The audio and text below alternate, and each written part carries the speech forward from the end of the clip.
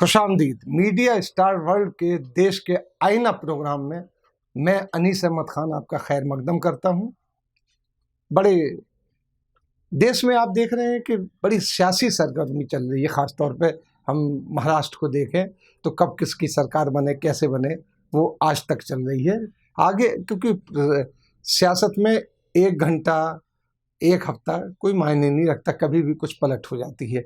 यही है वो शिवसेना जिसने अपनी शुरुआत जो की थी पॉलिटिक्स की, वो इंदिरा गांधी के साथ के कांग्रेस से मिलके की थी, और आज वो सबसे ज़बरदस्त जो कम्युनल पार्टी मानी जाती है पूरे देश में। जिस तरीके से वो एक्ट करती है, इसीलिए उसका बीजेपी के साथ गठबंधन हुआ, सरकार भी बनाई उसमें। अब वो एनसीपी और कांग्रेस के साथ बना रही। दिल्ली में जो चर्चा चल रही, तो हो सकता है कि बन जाए सरकार उनकी, लेकिन ये तो चल ही रहा है। लेकिन आजकल जमीयत उलमाए हिंद के जो मौलाना असद मदनी है साहब, वो सियासी सरगर्मियों में ज़्यादा मसरूफ़ हो गए, और वो भी इस दंगल में कूद पड़े हैं जो महाराष्ट्र में चल रहा है। आपको ताज्जुब होगा कि वो इस दंगल में कैसे कूदे हैं। उन्होंने एक चिट्ठी वायरल हो रही है उनकी, जो उन्होंने कांग्रेस की सदस्य सोनिया गांधी को लिखी है, जिसमें जमीयत ने कांग्रेस को शिवसेना की सरकार का सपोर्ट ना करने की सलाह दी है, और लिखा है कि कांग्रेस के लिए ये नुकसानदेह साबित होगा। तो इसीलिए मैंने कहा कि वो भी इस एरेना में कुश्ती के कूद पड़े हैं। वैसे उनके हर जगह कूदने की आदत है, लेकिन मुंह की भी खाते हैं वो लोग। अभी आपने देखा होगा कि पूरा का पूरा जो इसका सिलसिला है, राम जन्मभूमि बाबरी मस्जिद का जो वर्डिक्ट आया है, उसमें जो मुसलमानों की कुछ के फेवर में नहीं आया है, उसका यही है कि ये लोग जो थे जाके जमीयत वाले नेगोशिएशन कर रहे थे आरएसएस से, अमित शाह से, इन लोगों से बैठ के ये कर रहे थे। लिहाजा कमज़ोर हुआ केस, अब वो धड़ाम से गिर गया।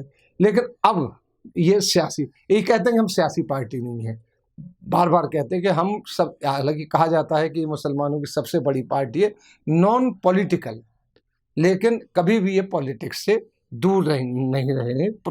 पॉलिटिक्स इनके साथ ही चलिए, ख़ानदानी पॉलिटिक्स चलिए इनके साथ।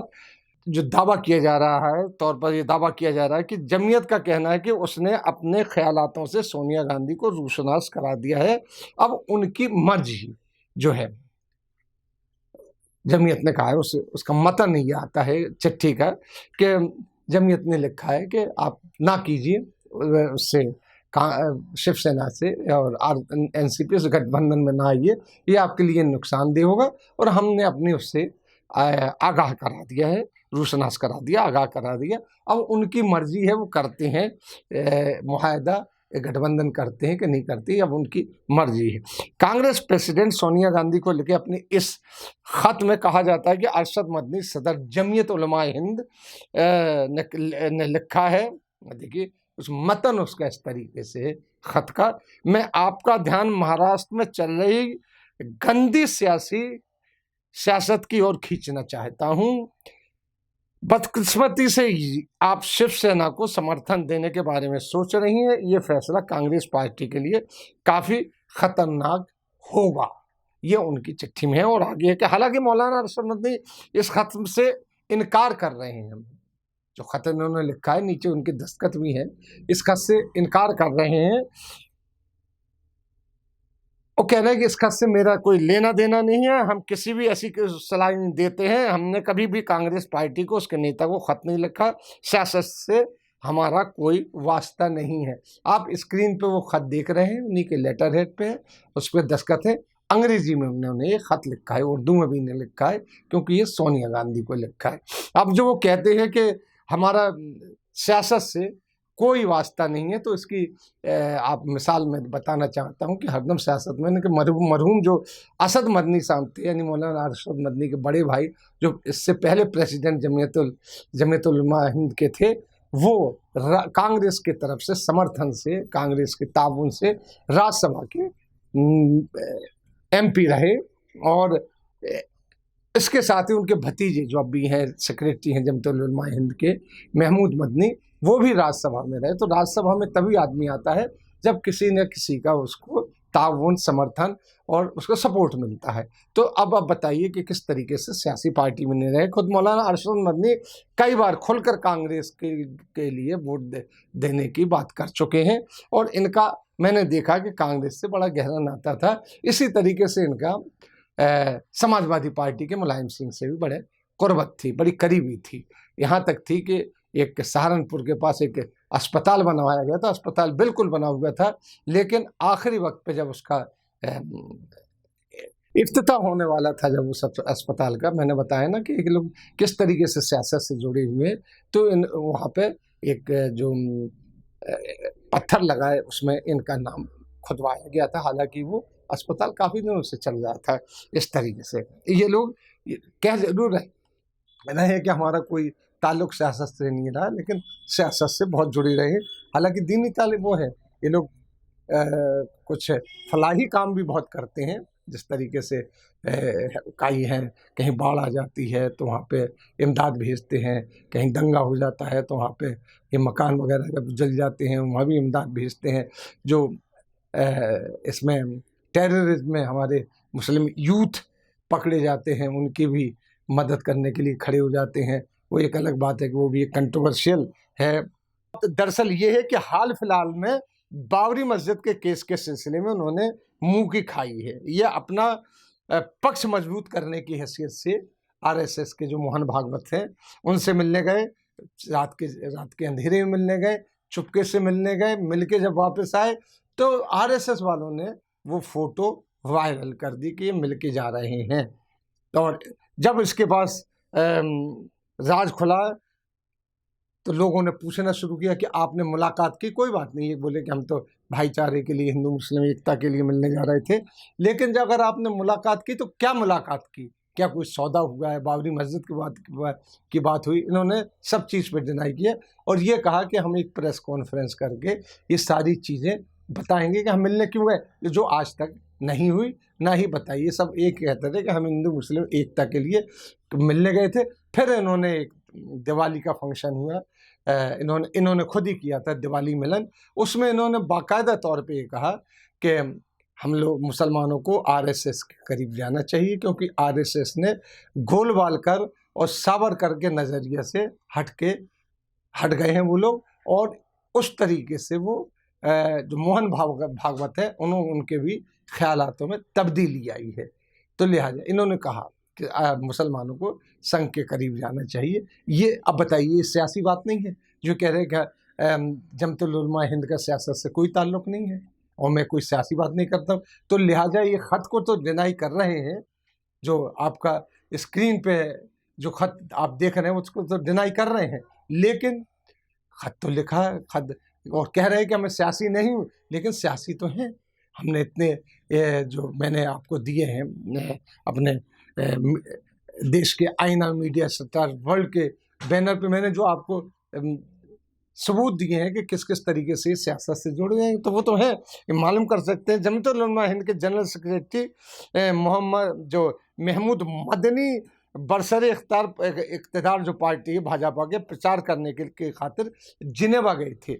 वहाँ जाके इन्होंने ये कहा था कि कश्मीर में जो 370 ख़त्म की गई है वो बहुत अच्छा किया गया, उसमें कश्मीर की एकता और अखंडता मतलब यूनिटी और उसकी सालमियत के लिए बहुत ज़रूरी था 370 खड़ा करना। तो आप बताइए,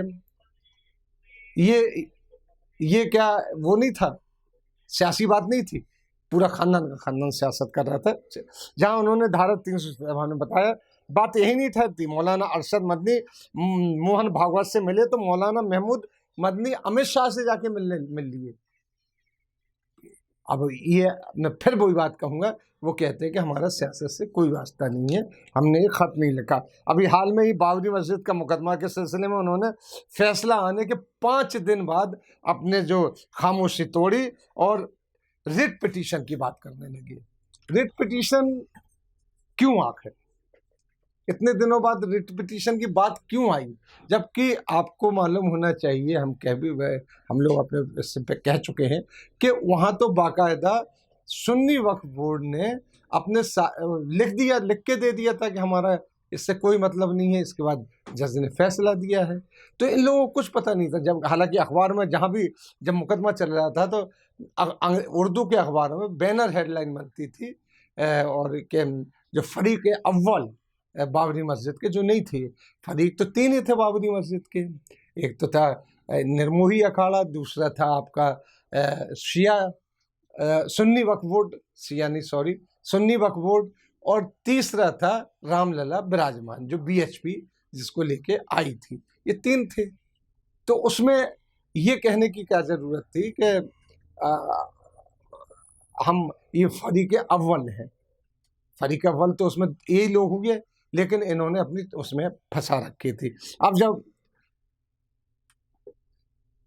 जब मुकदमा हार गए तो अब ये लोग सारे के सारे मिलके अपनी खाल बचाने के लिए एक बैनर, जो मुस्लिम पर्सनल लॉ बोर्ड है जो बाद में जागता है, जब 3 तलाक हुए तब बाद में जागा, और भी चीज़ें हुई मुसलमानों की तब बाद में जागता है, वो हर चीज़ में बाद में जागता है। अब वो कह रहा है कि हम उसको जाके कोर्ट में चैलेंज करेंगे। उसके साथ अब असदुद्दीन ओवैसी भी साथ में आ गए, कई लोग साथ में आ गए। अब होता क्या है, वही पछताए से क्या होते, जब चिड़िया चुग गई खेत, आपको तो मिलने वाली नहीं है। चलता रहेगा। आप प्रेजेंट पिटीशन डालेंगे, सुनवाई होती, पहले तो कोर्ट उसको कबूल करता है कि नहीं करता, फिर सुनवाई होती है, फिर चलती है। ज़मीन तो उनको मिल गई, ये बात अलग है। हमें और उसके पहले जो अरशद मदनी साहब कहते थे कि हमें कोर्ट का फैसला कबूल है, तो ये क्यों कहते थे और बार बार ये क्यों कहते थे कि हमें कोर्ट का फैसला कबूल होगा, लेकिन अर्श से फर्श तक कयामत तक मस्जिद रहेगी। जब आप ये बात कर रहे हैं तो आपको ये कहना ही चाहिए कि हमें कोर्ट का फैसला मंजूर होगा। कोर्ट तो वो फैसला देगी जो आपको एविडेंसेस देंगे। तो इसके मतलब लगता है कि एविडेंसेस आपने कमज़ोर दिए, जिस तरीके से खबरें आ रही। तो मेरे कहने का मतलब है कि इन्होंने एक चिट्ठी लिखी सोनिया गांधी को कि आप शिवसेना से अपना गठजोड़ ना कीजिए, और फिर उसके बाद जब वो चिट्ठी वायरल हो गई, जैसा उस चिट्ठी को आप देख रहे हैं स्क्रीन पे, तो अब ये कह रहे हैं कि हम सियासी नहीं है, हमने कोई चिट्ठी नहीं लिखी। तो फिर ये दस्तखत कहाँ से आ गए, लेटर हेड कहाँ से आ गया? और आप उसको पब्लिकली प्रेस में जाके डिनाई कीजिए कि वो चिट्ठी वायरल हो रही है। इस तरीके से कौम के लोगों को, कौम के लीडरान की नज़रों से गिरती है। लिहाजा अब मैं आपको छोड़े चला जाता हूँ सोचने के लिए कि क्या ये लोग सही हैं। ये जवाब आप दीजिएगा और सोचिएगा। इसी के साथ हम आपसे लेते हैं विदा। अगले फिर आपसे हाजिर होंगे, तब तक के लिए दीजिए मुझे इजाज़त।